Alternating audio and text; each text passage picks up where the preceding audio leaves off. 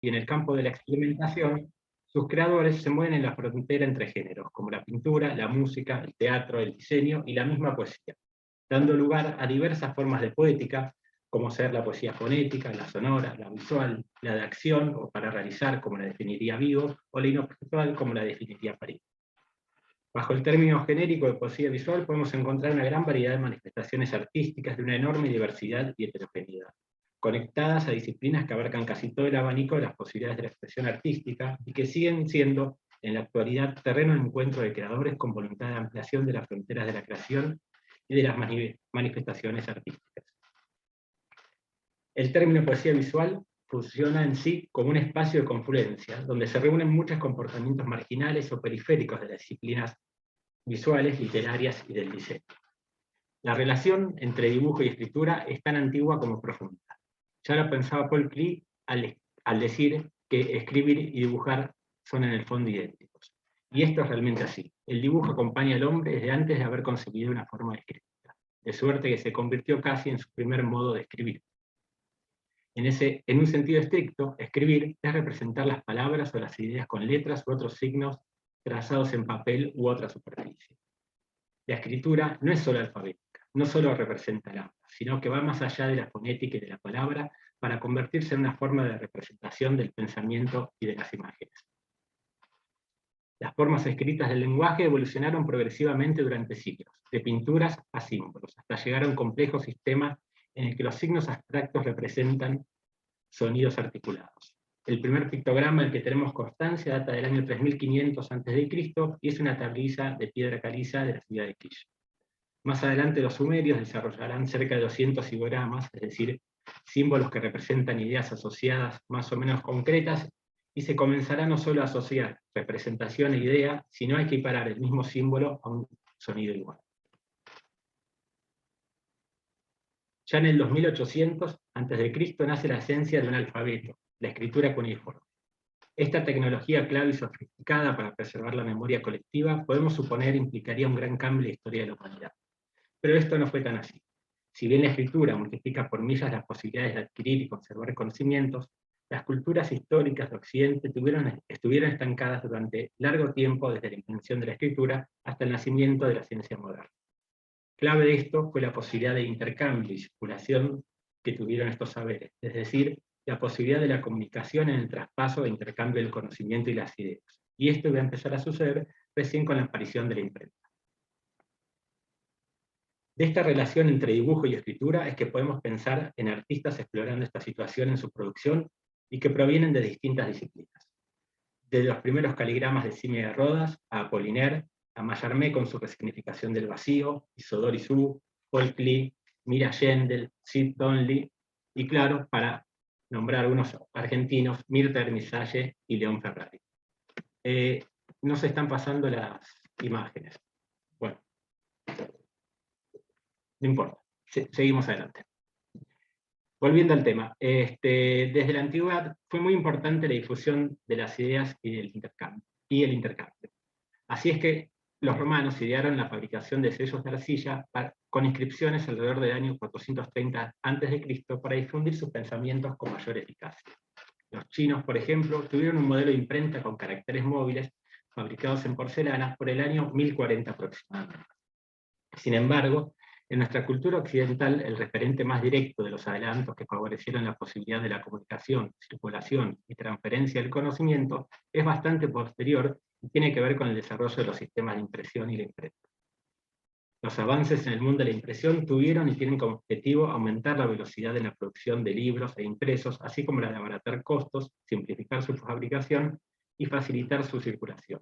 Pero fue recién durante el siglo XIX cuando se van a producir las mejoras necesarias para el desarrollo de la prensa, más o menos como hoy la conocemos. Desde los comienzos, la idea comunicacional estaba impulsada principalmente por las entidades religiosas y políticas, quienes distribuían en sus ediciones bloques de letras sin ningún tipo de reestructuración reflexiva acerca del lenguaje. El modelo antiguo más frecuente en la edición de libros en tiempos en que cada ejemplar era un original fue el de la caja texto, que se dividía en dos columnas de modo que el campo visual fuera de fácil captación para los lectores.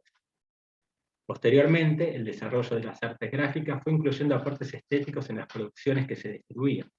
se fueron realizando mixturas técnicas que enriquecieron los impresos y que nos hacen reflexionar a lo largo de la historia sobre las palabras, los mensajes, las producciones visuales, cosas que nos acercan permanentemente a la poesía visual y a la comunicabilidad de las ideas. La reflexión sobre el lenguaje, la imagen y su potencial comunicacional se hizo clave al punto tal de llegar a convertirse esta actividad en una disciplina a nivel académico. Ejemplo paradigmático de eso fue la Bauhaus, Escuela de Arte y Oficios, que en sus comienzos ya creara el Departamento de Diseño Visual.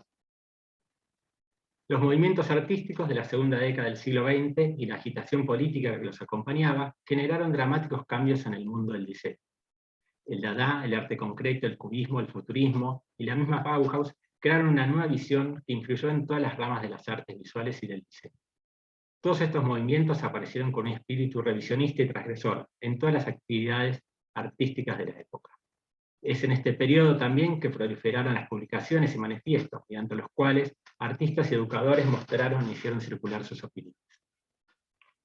Si el empujón principal al desarrollo del diseño gráfico después de la Primera Guerra Mundial se centró en los movimientos de vanguardia y sus aspiraciones, una menos agitada pero no menos brillante evolución tuvo lugar en el cartel comercial. El afiche fue entonces, y lo es aún hoy, una técnica de difusión de la información que permite llegar a gran cantidad de público sin necesidad de invertir grandes recursos. Sus posibilidades comunicativas dependen en gran medida de su calidad técnica, estética y de su adecuada ubicación. Con el descubrimiento de técnicas de reproducción de la imagen como la silografía y posteriormente la imprenta, el cartel va a ir adquiriendo una enorme relevancia en el desarrollo del diseño y de las artes gráficas. La Primera Guerra Mundial estableció la importancia del diseño gráfico. El gráfico, la ilustración y el letrero ayudaban a informar e instruir de un modo económico y directo a la sociedad. La apertura de la Bauhaus en abril de 1919 es también fecha en que se institucionalizó una nueva forma de pensar y ver el mundo. Lograr una cultura del pueblo para el pueblo se convirtió en aquellos tiempos en el desafío de casi todos los movimientos culturales innovadores como la Bauhaus y los primeros movimientos de vanguardias. Hoy en día, la representación formal del lenguaje, que ya no solo es la representación de la lengua hablada, sino que va más allá, aborda todo el manejo estructurado de signos y códigos. La legibilidad de su representación, que ya no se puede entender solo como velocidad de lectura y facilidad de percepción, sino que debe extenderse a problemas que abarcan los nuevos medios, las nuevas formas de leer, como la expresión, los códigos, la interactividad, el lenguaje audiovisual, el contexto y todos aquellos aspectos que inciden en una mayor comprensión, no solo del contenido de la información, sino también de su sentido y su uso. Es en este punto que podemos tomar el trabajo de artistas herederos de esta tradición y algo más adelante del arte conceptual, del pop, del mail art, de los cambios generados por el desarrollo de la cultura popular y los medios masivos de comunicación. Es así que podemos pensar dentro de la poesía visual a todos los poetas concretos brasileros, como Dirceu Pignatari, Augusto de Campos. Pienso en particular en Augusto de Campos, en sus poemas concretos. También podemos pensar en los artistas del movimiento Fluxus, en artistas pop como Robert Indiana, en el español Jambrosa, y llegando a nuestras latitudes en artistas como Padín, Guillermo Deisler, Antonio Vigo, Luis Paso, Juan Carlos Romero, Margarita Paxa, Fernando García Delgado y un montón de compatriotas que aún siguen y se dedican con vehemencia a la poesía visual. Bien, para ir cerrando, en resumen quería decir que el profundo desarrollo del dibujo, la escritura y el diseño, y los cruces e intersecciones que generan entre sí, generan un campo extremadamente fértil para el desarrollo de la poesía visual, tanto por parte de artistas como de diseñadores. Dicho esto, es que podríamos decir que la poesía visual crece en los márgenes de una poesía aún imposible, que comprende estas y más disciplinas. Desde lo formal, la poesía visual contemporánea se caracteriza por la flexibilidad de sus propuestas, nuevos materiales, nuevas configuraciones, nuevas lecturas y nuevas reflexiones. Al utilizar elementos lingüísticos e icónicos, el texto deviene imagen y la imagen en texto. Esta deriva de la imagen textualizada quiebra el orden lineal del discurso y con él la cosmovisión moderna occidental, para la cual el pensamiento de una escritura de modelo visual es totalmente extraño. El poeta visual, decimos, rompe la convención que establecen los lenguajes, y les confiere sentidos nuevos y únicos. William Burroughs ya señalaba hasta qué punto el lenguaje controla, determina y restringe los significados de las cosas, diciendo: el lenguaje ejerce el control sobre los seres humanos y los encierra en patrones de percepción y pensamiento convencionales. Es pues en este sentido que la propuesta de la poesía visual es una propuesta política. Si escribimos diferente, leeremos diferente y pronto entenderemos el mundo de una manera diferente. Para terminar, ya sea proveniente de la literatura, el arte o el diseño, la poesía visual establece proyectos radicales de escritura y de lectura, impulsada por la búsqueda y producción de nueva información. Se trata de generar información que problematice el lenguaje empleado, y también a la sociedad que lo sustenta, cuestionando y obligando a rehacer sus estructuras a la luz de los procesos que despierta el nuevo conocimiento. Estos reacomodamientos en los variados y distintos repertorios, no solo artísticos, sino también sociales, generan a su vez nuevos planteos y cuestionamientos que revertirán y modificarán aquella información, provocando nuevos avances en el conocimiento. Tanto en Argentina como en Latinoamérica, ante el desafío que provocan los reordenamientos económicos, sociales y políticos, los artistas y poetas no hemos permanecido ajenos, y nos hemos sumado al esfuerzo que significa para nuestros pueblos modificar radicalmente las maneras de hacer y de pensar. Todas las formas que ha asumido el poema visual actual generan interesantes reflexiones sobre el arte, la literatura, el papel del autor, las nuevas tareas que debe llevar a cabo el receptor. Pero sobre todo, todas ellas representan un gran cambio en nuestra manera de ver, leer y pensar el mundo. Bien. Lamento que se hayan trabado las imágenes, acompañaban un poco la lectura con ejemplos de artistas, pero bueno. Bueno, te agradecemos, Ale. De todas Dejo de maneras, pudimos compartir. seguir bien. La exposición fue muy clara. Bien. En todo Perfecto. caso, podemos, si no, reponer los nombres para quienes no conozcan de algunos de los artistas que nombraste en el chat, si te Perfecto. parece. Entonces Buenísima pueden idea. realizar después la búsqueda. Genial. Bueno, vamos a pasar a escuchar ahora a la profesora Pamela Ángela Medina. Pamela Ángela Medina García, de la Universidad Nacional Mayor de San Marcos, de Perú. Así que esta es una mesa sudamericana, ¿verdad? Y luego vamos a escuchar sí, el video enviado por Ender, que también está incorporado en la mesa de hoy. La presentación de Pamela se titula Abra el libro como quien pela una fruta, medio lenguaje e imagen en la poesía peruana regional del siglo XX. Un interesante cruce, novedoso. Bueno, te escuchamos, Pamela. Hola, ¿cómo están? Qué emoción de formar parte de estas jornadas y de compartir mesa con investigadores y artistas que uno admira y respeta, ¿no? Y que siempre ha deseado estrechar diálogo. Tengo una presentación, ojalá la pueda compartir. ¿Me confirman? Dice iniciar función, ahí sí. Tendrás que ampliarla, expandir la presentación. Voy a pasarla si me dicen si se ve. ¿Sí? Sí, perfecto. Ya. Listo. Bueno, quiero pedir disculpas por haberme conectado un poquito tarde. Ale, disculpa, lo que escuché de tu ponencia me pareció muy interesante, creo que hay mucho por dialogar acá. Y bueno, adelante, empiezo. Yo tengo un laboratorio de poesía y nuevos medios que se llama Más Médula, y con esta iniciativa nosotros investigamos poesía peruana, ¿no? Somos un laboratorio peruano.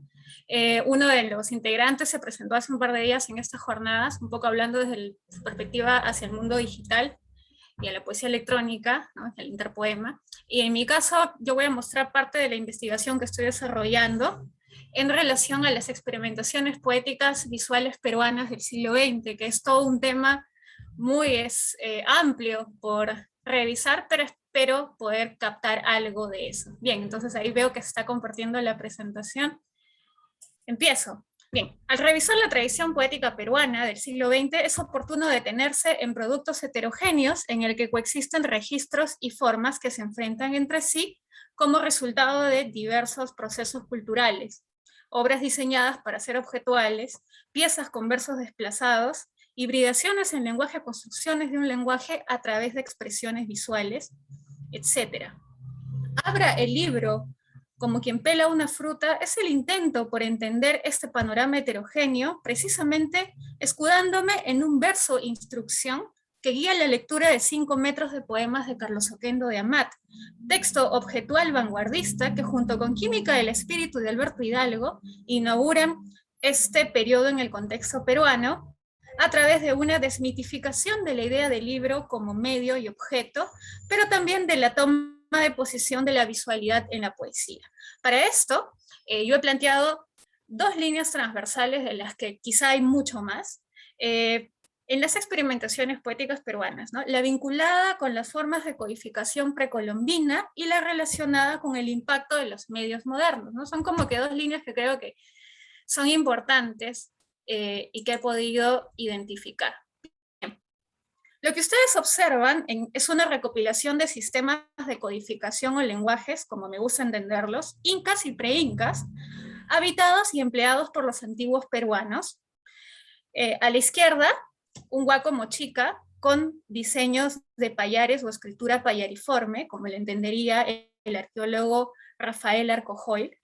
En la parte superior se extiende un tocapu, símbolos incaicos presentes en tejidos y objetos artísticos de los incas que constituían símbolos heráldicos de nobleza. En la parte inferior destaca un quipu o nudo en quechua, un sistema de almacenamiento de información basado en cuerdas anudadas, que hasta hace poco se creía que solo era contable, pero que con los últimos estudios de Gary Burton se ha podido establecer la existencia de una narrativa e incluso la memoria de poemas. Finalmente, en el extremo derecho destaca un registro de estas tradiciones, aparecido en una crónica del siglo XVII, escrita por Felipe Huamampoma de Ayala, indio quechua, que además de ser cronista y escribir, dibujaba.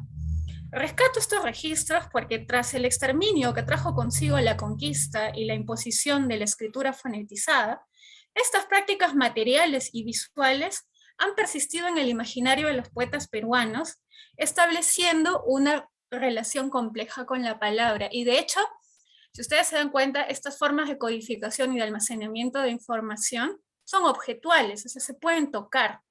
Entonces, esto va a ser clave para entender lo que les quiero explicar a continuación. Este es el ejemplo de Juan Ramírez Ruiz, quien en la década del 70 ya daba señales de formas poéticas ligadas a la poesía proceso. ¿Okay? La poesía proceso que nosotros conocemos, que uno de los fundadores pues, es Vladimir Díaz Pino, ¿no? Pero que en 1996, con su poemario extenso, Las armas molidas, este es un ejemplo de un poema proceso de Juan Ramírez Ruiz del 75, lo cual evidencia que ya transitado por estas expresiones, ¿no? Que nosotros conocemos muy bien en el contexto brasileño. Sin embargo, en 1996, en un libro extenso denominado Las armas molidas, un poemario, plantea un tipo de obra en la que coexisten 2 mundos, el escrito con el sistema occidental y otro en el que se despierta el lenguaje precolombino. Si ustedes observan, el prólogo de Juan Ramírez Ruiz son payares, los payares que vimos al inicio. Esto es en el interior, ¿no? Estos 2 mundos se observan aquí, abajo y arriba. El primero relata la tragedia de nuestras guerras históricas como nación, mientras que en paralelo, el de arriba, construye una lengua utópica, acaso una archiescritura, como quisiera entenderlo Derrida, ¿no? Con la que se comunicará ese porvenir en el que las armas se hayan molido por completo, es decir, cuando ya no haya guerra. El Urim Pacha y el Hanan Pacha, el abajo y el arriba, en quechua. En el primero yace la lengua del dolor, mientras que en el de arriba crece la lengua de la posibilidad y la esperanza. De hecho, mientras avanzamos en el poemario, son estos 2 mundos los que se construyen en paralelo. En cada página, Juan Ramírez Ruiz va dando cuenta al lector de la gestación de esa lengua utópica o lengua Hanan, como él la denomina, hasta la constitución de su propio sistema visual, lo que Juan Ramírez Ruiz entiende como el alfagrama, y todo esto está en Las Armas Molidas, ¿no? El alfagrama, que es la larva de una nueva escritura para hablar, poetizar, musicalizar, calcular y diseñar softwares, que era algo muy interesante, o sea, la conciencia de Juan Ramírez Ruiz de que estos sistemas también son sistemas de codificación. Entonces, ¿qué es lo que hace el autor? Toma elementos de las figuraciones de estos anigramas precolombinos, incas y preincas, ¿no? Por entenderlos así, y empieza a transformar con estas formas y a gestar una suerte de alfabeto, un alfabeto visual, ¿no? Propiamente visual, que además funciona como ideogramas. Esto me parece muy interesante porque está muy presente el concepto del ideograma que nosotros también seguro hemos visto en la poesía concreta, ¿no? Específicamente en los noigandres. Esta escritura cuestiona la oficial, pero lo hace luego de haber asumido su relevancia visual y espacial como generador de sentidos, pero también la herencia sígnica y multidimensional. El poeta, consciente de la semiosis y de la lengua utópica en cuestión, explora aquella condición de la poesía proceso en el que instrucciones contribuyen a la construcción de la obra, pero también la posibilidad de establecer un lenguaje creador en el que la palabra e imagen, incluso el sonido, no se hayan separado, ¿no? Esa es, digamos, la lengua utópica que intenta construir Juan Ramírez Ruiz. Muy bien. Pero este no es el único autor, ¿no? De hecho, otro caso que es necesario destacar en esta línea transversal es el de José Luis Ayala, quien en 1988 publica Poesía para Videntes, libro de poesía visual y objetual, como ustedes pueden observar ahí, que desde el título se convierte en una premonición de su interior, pero también de una poesía hecha para ser vista o de la poesía que vendrá. Entre las diversas experimentaciones visuales y objetuales realizadas en este libro, se presenta una pieza que asume la forma de un quipu, y que tiempo después se convertirá en un subgénero de su producción, el quipuyagema, una pieza que precisamente anuda el quipu, el collage y el poema, de carácter figurativa que nos recuerda pues, a los caligramas de Apollinaire, más todavía porque hay letra corrida. Si bien este quipu se encuentra escrito y no es físico, es preciso detenernos en su contenido, ya que el poeta reflexiona sobre la posibilidad, y esto lo dice adentro del poema, la posibilidad de retomar la escritura en hilos propuesta por un anónimo poeta andino en una poesía sin palabras y más bien cifrada en colores, que es una característica del quipu, ¿no? Los colores, en la cual los nudos representan poemas que luego por su materialidad podrían ser pasados de mano en mano.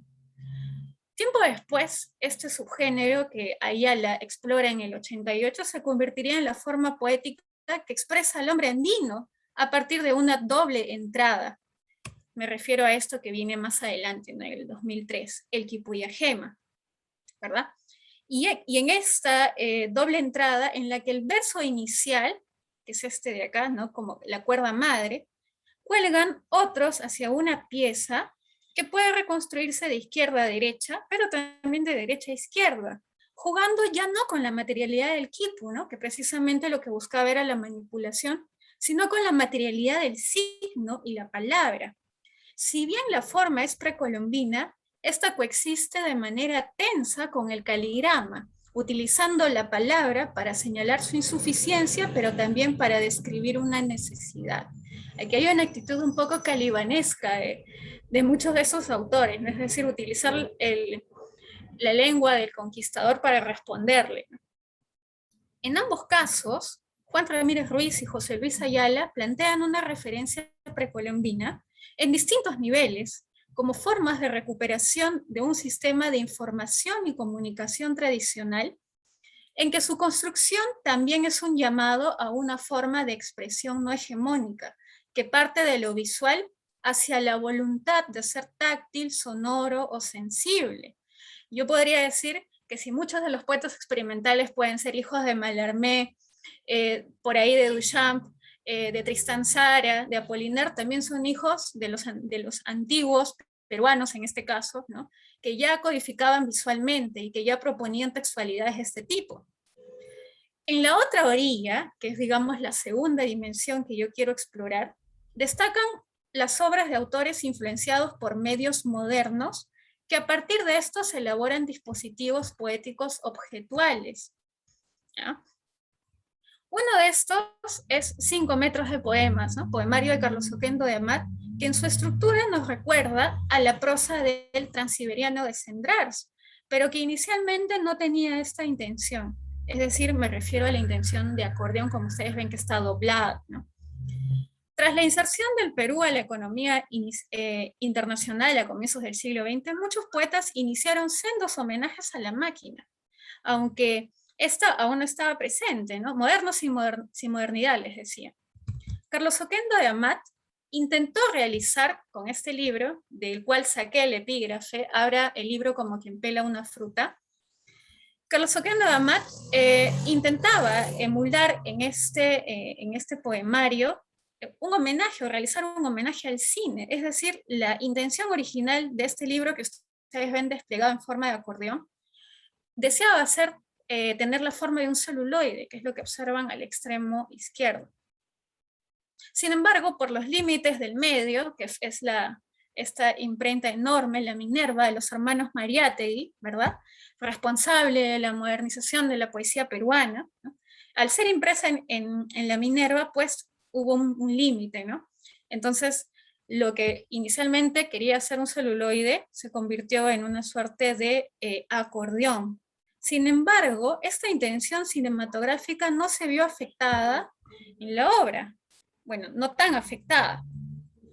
En su interior, Oquendo de Amat espacializa y disloca versos como siguiendo el ritmo fabril y febril de la ciudad moderna, colocando anuncios, letreros y formando a través de la palabra y con ella un ritmo vertiginoso que sortea con la locura y con el tiempo. Bueno, de hecho, por acá ustedes pueden ver un letrero que dice "se alquila esta mañana". Como si se tratara de una secuencia de imágenes materiales y no materiales, ¿verdad? Y al que es necesario imponerle 10 minutos de receso para continuar con la función. En los 5 metros de poemas, el cine se haya aludido e interiorizado, pero es también la posibilidad de pensar en una pieza poética como generadora de imágenes. Es también la gesta de un medio en otro medio, el cine en el libro o el libro en el cine, el signo en la imagen o la imagen en el signo, pero también de la instrucción. Abre el libro como quien pela una fruta, que señala la conciencia de su autor, de la materialidad y objetualidad de su libro, pero también de la indicación o advertencia de cómo enfrentarse a este dispositivo poético, ¿no? Es decir, esta instrucción que nosotros vemos anteriormente es como que una suerte de advertencia, ¿no? Pero es también el mismo autor tomando conciencia que su libro es objetual, es decir, que precisa una forma de ser leído, una forma de ser, digamos, de interactuar con él, ¿no? Una forma de tratarlo. Muy bien. Quiero detenerme en la instrucción y en el cine, porque al ser esta obra fundacional, las reiteraciones a sus operaciones son comunes. Una de ellas es la realizada en 1992 por el poeta Percisaga Bustinza en Cinematógrafo de Lienzo y Bambú. En esta obra su condición objetual es afirmada por la instrucción inicial.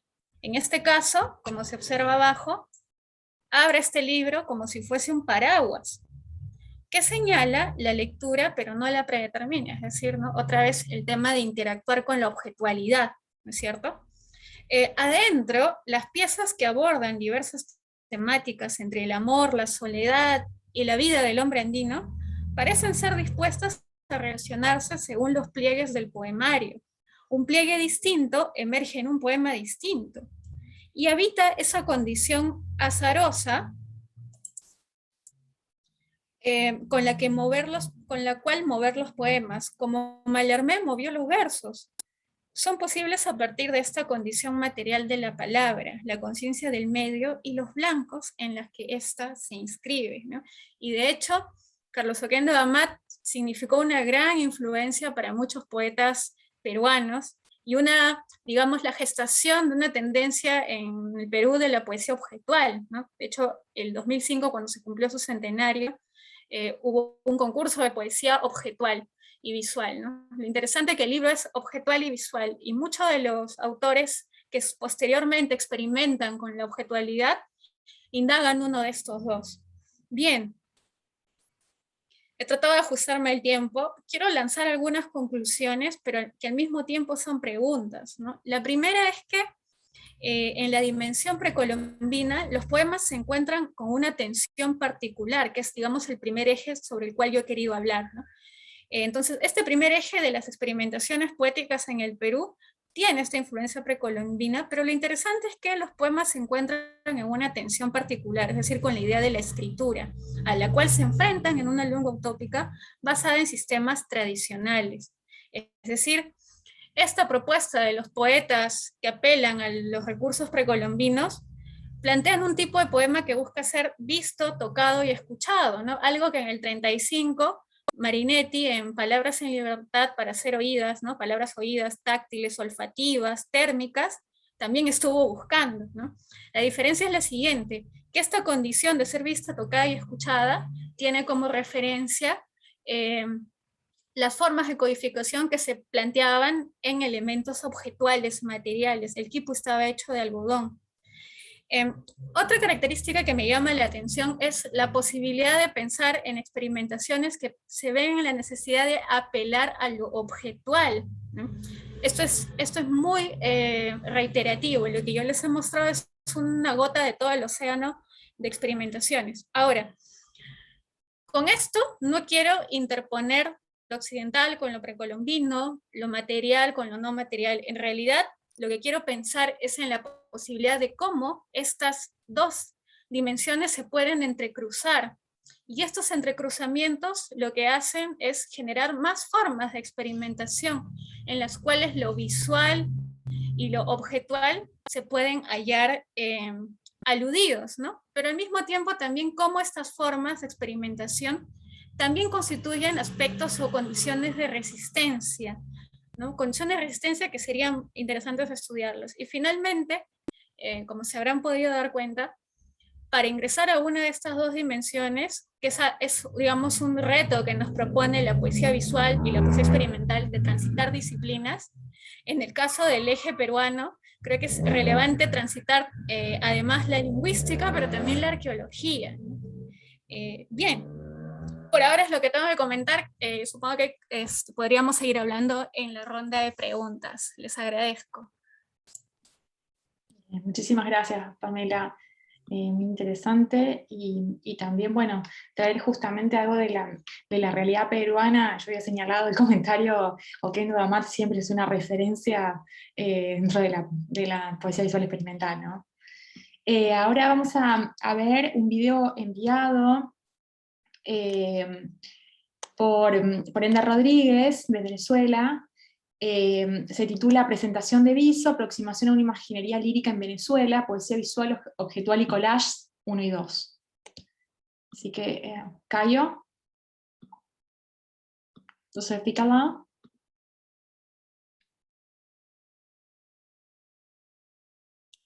Un momentito, Renata. Vamos a esperar un segundito.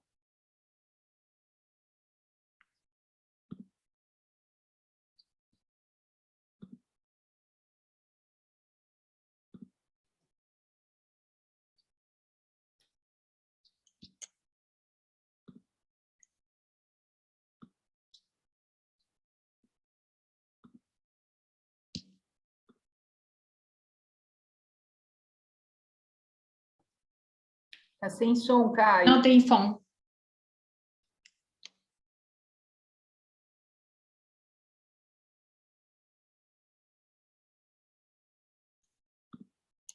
O trabalho do Ribeirão. Então, obrigada. Vamos lá? Obrigada. Buenos días, mi nombre es Ender Rodríguez, soy artista visual multidisciplinario venezolano y esta es mi participación en la Jornada Internacional de Poesía Visual de Brasil con una propuesta de 2 libros compilatorios. y algunos otros elementos de análisis y reflexión sobre lo que es la poesía del experimento visual, la poesía holística, que relaciona lírica, poética, visualidad, experimentación, que une acciones, performance, instalación, todo tipo de las posibilidades inmensas que la visualidad lírica y antilírica y todo lo que reúne la contemporaneidad poética más visual nos pueda servir. El libro 1 y 2, sobre todo el primero, se llamó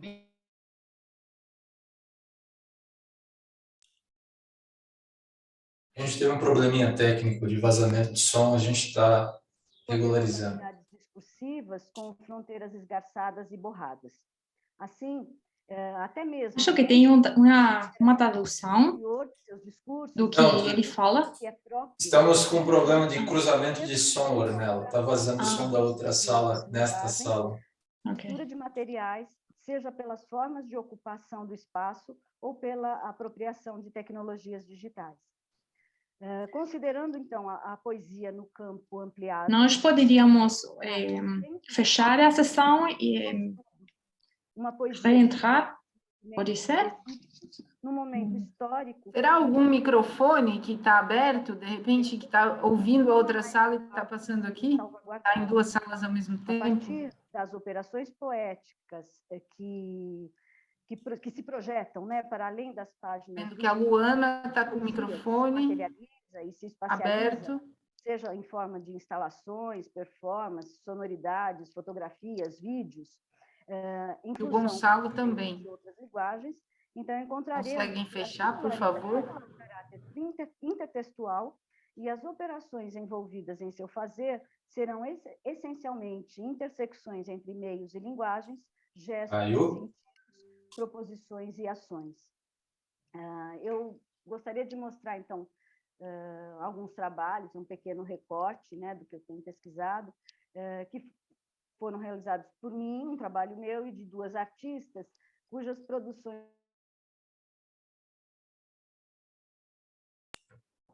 Parece que vamos regularizar a situação agora.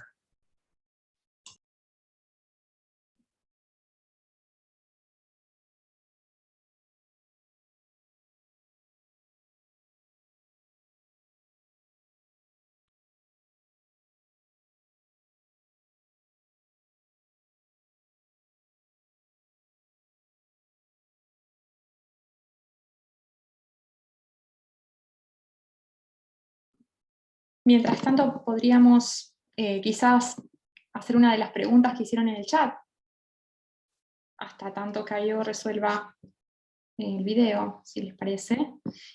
Una pregunta que creo que puede responder brevemente Ale, si se puede distinguir dibujo y diseño, que estaba en el diagrama. Pensó Silvia que eran sinónimos. Bueno, si se puede distinguir estos conceptos, ¿no? Dibujo y diseño. Sí, creo que es una cuestión de traducción, ¿no? No sé cómo el dibujar, el dibujo, creo que en portugués es diseñar, diseño. Me parece que ahí está la confusión. Se refiere a dos cosas distintas, ¿no? Cuando hablo de diseño me refiero al diseño gráfico, al diseño que tiene que ver con el comercio, con estetizar la visualidad de mensajes, ¿no? Que tienen de pronto funciones específicas, ¿no? Como, no sé, como puede ser la poesía, ¿no? Y el dibujo es en sí el acto de dibujar, estar con un lápiz sobre cualquier superficie, un papel, ¿no? En ese sentido me parece, la pregunta iba por ahí, me parece, ¿no? Creo que sí, porque Silvia Clara vuelve a preguntar si es la diferencia entre design y diseño. Claro. Es una cuestión de traducción. Claro, en inglés sucede lo mismo, ¿no? Con design. Bien. Claro, en inglés hubiese utilizado draw. Exacto. Pero portugués, no sé cómo es. Bien, bueno, Caio. ¿Está todo bien? ¿Todo bom?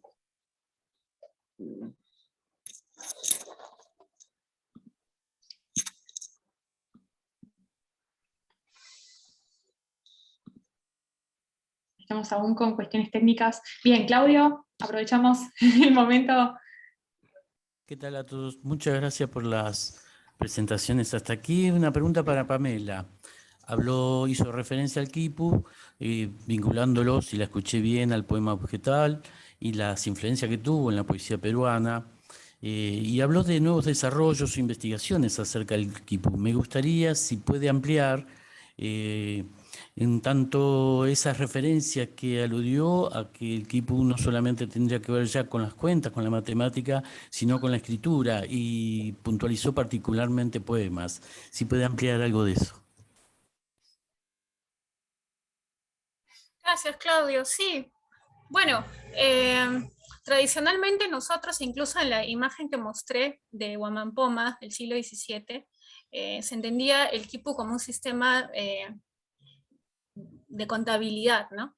Pero el que está detrás de estas investigaciones, porque tiene los quipus, en él es con él en la universidad es Gary Hurton, por ejemplo, ¿no? Y Gary Hurton es el que, junto con especialistas, digamos, matemáticos, tecnólogos, ha estado descifrando que hay información que va más allá de lo contable. Por ejemplo, que el quipu era una pieza que también tenía la posibilidad de almacenar información, por ejemplo, narrativa, no necesariamente numérica, ¿no? Entonces, se me ocurre pensar en Gary Hurton y en Manuel Medrano, que justo acaba de publicar Manuel Medrano un libro que se llama Quipus, 1000 años de historia, justo acá lo tengo, 1000 años de historia anudada.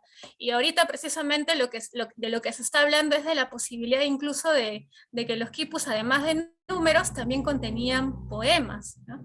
Entonces, y es algo que ahorita está en tendencia, al menos acá en Perú, en los estudios sobre los quipus, que se está investigando eso, porque muchos de las iconografías o las formas simbólicas precolombinas se piensan que solo eran contables, ¿no?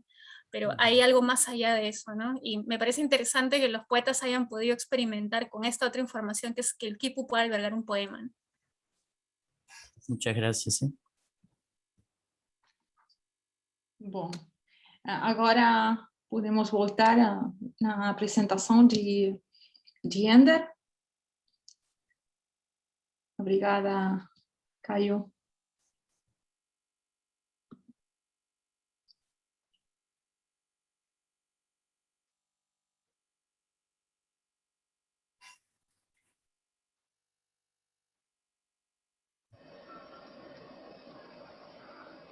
Buenos días, mi nombre es Ender Rodríguez, soy artista visual multidisciplinario venezolano y esta es mi participación en la Jornada Internacional de Poesía Visual de Brasil con una propuesta de 2 libros compilatorios y algunos otros elementos de análisis y reflexión sobre lo que es la poesía del experimento visual, la poesía holística que relaciona lírica, poética, visualidad, experimentación que une acciones, performance, instalación, todo tipo de las posibilidades inmensas que la visualidad lírica y antilírica y todo lo que reúne la contemporaneidad poética más visual nos pueda servir. El libro 1 y 2, sobre todo el primero, se llamó Viso, aproximación a poéticas visuales, en ese momento se llamó relacionándolo con poesía visual, collage y bueno, y otros elementos como poesía objetual. El segundo se llamó Irrupción de la visualidad lírica. Entonces voy a mostrarles algunos elementos, algunos objetos, algunas obras visuales de collage y otros elementos que ustedes van a de alguna manera relacionar con lo que estamos hablando. Entonces empecemos.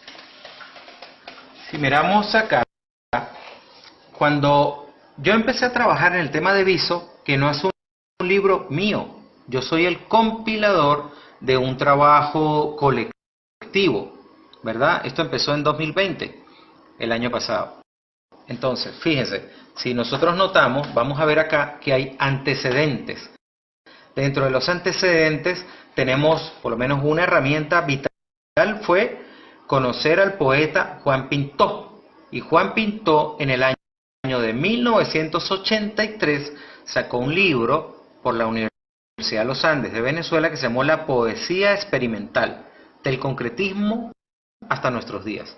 Entonces bajo para nombrar los primeros experimentos y la gente que de alguna manera, un poeta venezolano, yo creo que la mayoría ni se imagina que, por decir algo, Rafael Cadenas, poeta que recientemente ganó un premio España importante, en el año 66 hizo sus poemas visuales llamados Dibujos a Máquina.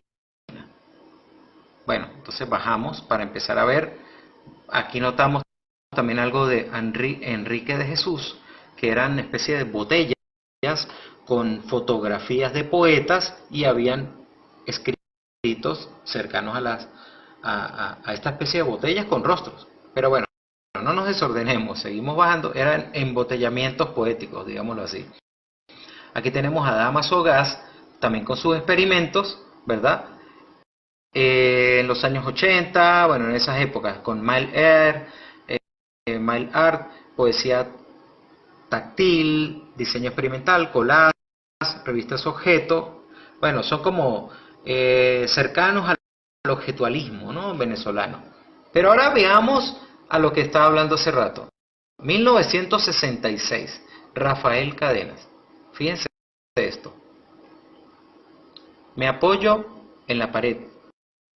¿Qué? Saco la lengua. ¿Qué? Me siento. H. Cruzo las piernas. K. Oigo. O. Me levanto. S. Apunto. F. El verdugo pide perdón. B. Se desespera. Y cae. Yace. Se ve una línea como en suspensión. Bien. Ahora tenemos nada más y nada menos que a Darío Lanzini. 1975. Entonces, como se dan cuenta, estamos hablando de experimentos hace 50 años atrás. ¿Ok? Un libro que sacó, un trabajo largo que sacó Darío, que se llamó Oír a Darío. Fíjense la belleza, lo rítmico, lo interesante, lo sonoro, lo juguetón, ¿no? Como yo sonoro no soy, Roma no cede con amor, Adán no cede con nada. Entonces, bueno, como vemos, tenemos, Lucio Cardoso también trabajó obras de este tipo. Estoy bajando de manera un poco desordenada para ir. Aquí vemos a Julio Miranda, 1975, con sus parapoemas. Fíjense, hablamos de una especie de poesía, crucigrama con poesía. Cava, pala, bra, cadáver, abra. Bien, bueno, entonces pasamos ahora. Bueno, tenemos aquí en la mano directamente a Juan Loyola.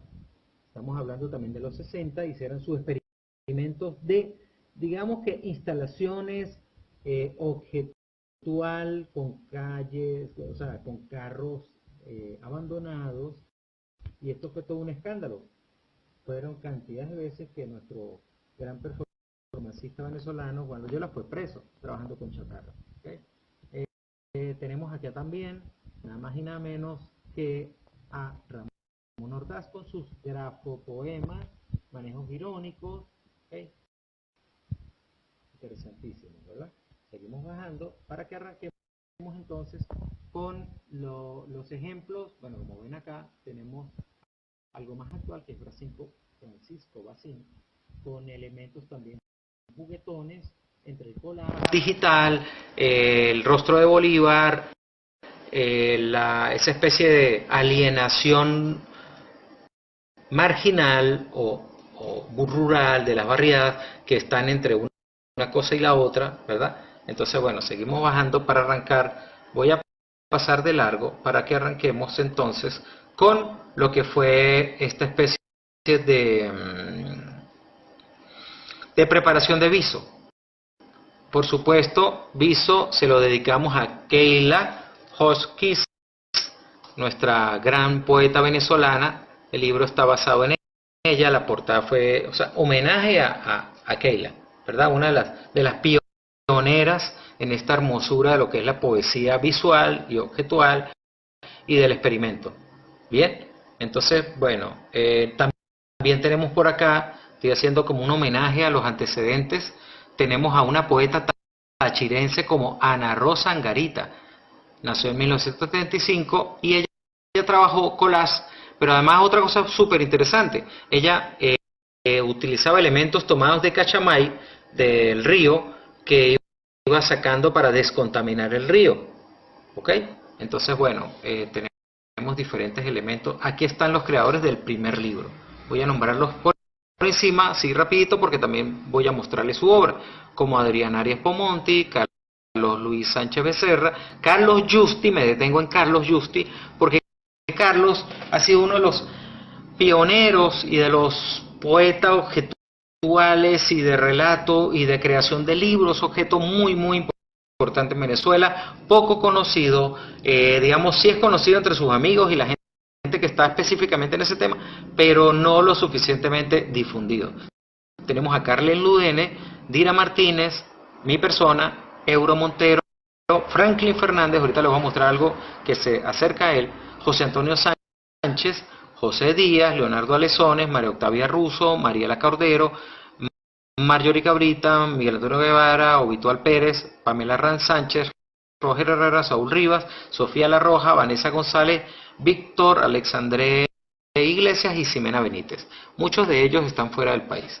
Entonces, fíjense, aquí también tenemos un antecedente muy interesante.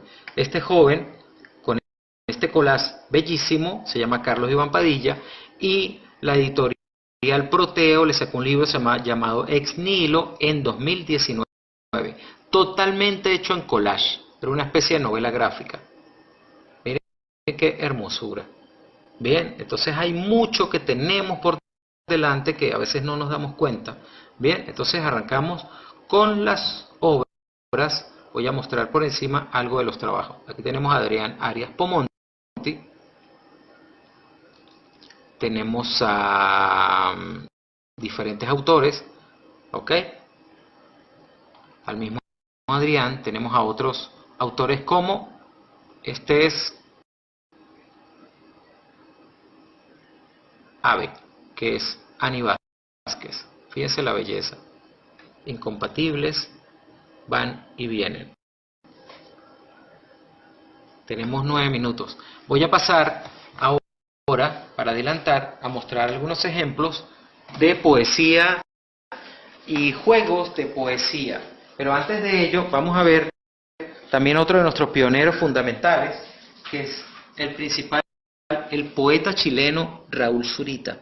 Fíjense, esto que estamos viendo es un detalle de intervención en el cielo de Nueva York, que lo hizo en los 80, con ayuda de 5 aviones, generando frases poéticas a partir de humo blanco. Eso también, elementos de este tipo, lo hizo en el desierto de Atacama y también lo hizo en las conexiones, digamos, entre el mar y la montaña en Chile igualmente. O sea, uno de nuestros poetas que hizo instalaciones gigantescas utilizando estos elementos. Veamos ahora acá.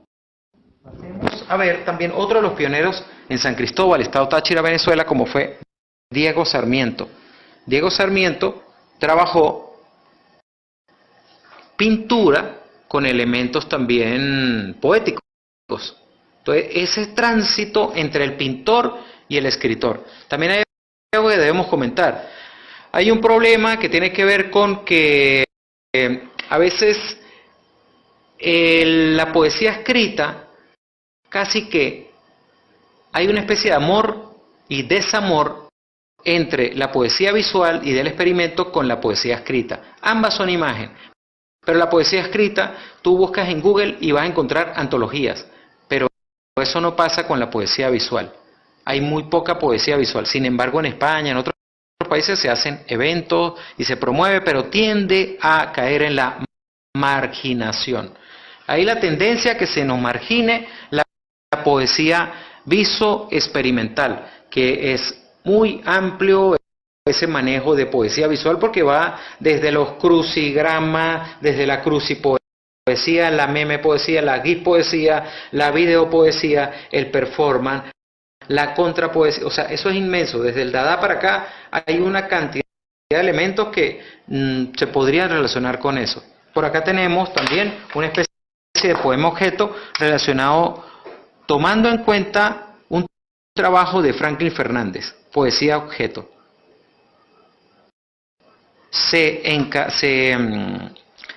¿Cómo se llama? Usando un candado, ¿verdad? Es una manera de encapsular la violencia del revólver. ¿Ok? Ahora fíjense, por acá también tenemos, para ir como cerrando y mostrando, obras de poesía collage. Poesía collage con mantras, o sea, por debajo tenemos un tipo de obra que tiene texturas, que tiene relieve, trabajamos con reciclaje, eso es una obra de mi autoría, ¿verdad? Y entonces vamos mostrando lo que es la obra de tipo objeto. También tenemos acá una especie de camisa poética, ¿bien? Una camisa con poemas. Bien, si revisamos, entonces tiene sudor del poeta, más textos del poeta, y por ahí va el juego de lo que podemos notar. Entonces, para ir cerrando, vamos a decir lo siguiente. Tenemos una cantidad de posibilidades para trabajar las poéticas.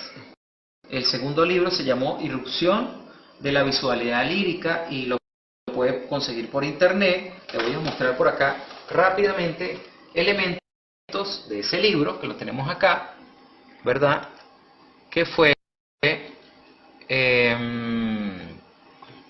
un libro de irrupción de la visualidad lírica, que podemos ver, se puede buscar. Todo está gratuito, tanto por la revista LP5, ¿ok? Tenemos a María Gabriela Loera, tenemos una cantidad de autores, fíjense, Enza Arriaza, con sus poemas espectaculares, colazos, poesía, experimentos de este tipo, ¿verdad? De Efraín Vivas, el mexicano. Fíjense esta hermosura de Dira Martínez, una intervención corporal con escultura en materia orgánica, de Leonardo Salazar. Miren qué hermosura. Bien. Obviamente me quedo corto porque hay mucha obra acá. Rada, tenemos a Jensi Doreis con verso lidio. Miren esta hermosura.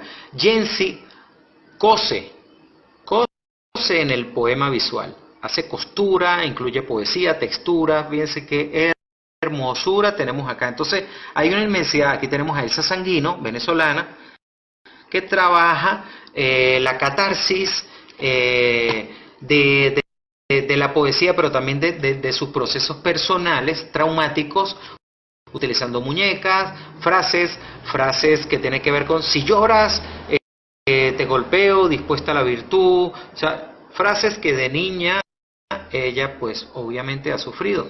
Esto es del 2011. Y bueno, y tenemos muchísimos más poetas, pero voy a pasar de largo porque esto es una ponencia de invitación solamente a seguir revisando. Entonces cerramos esta ponencia como una invitación, como un abreboca a seguir trabajando este tipo de poesía experimental, a crear, a investigar, a compilar, pero sobre todo a saber que la poesía escrita y la poesía visual no tienen por qué pelear, ni por qué combatirse, ni por qué estar en terrenos de guerreristas, por decirlo así, sino al contrario.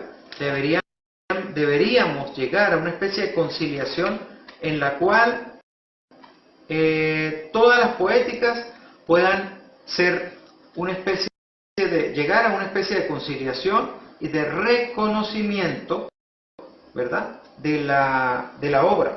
de la obra, de la necesidad de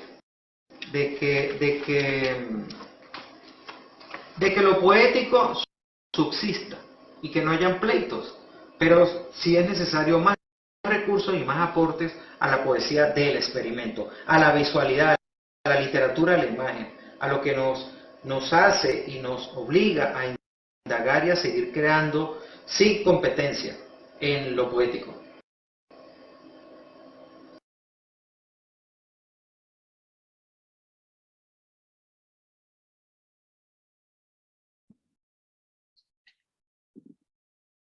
Bien.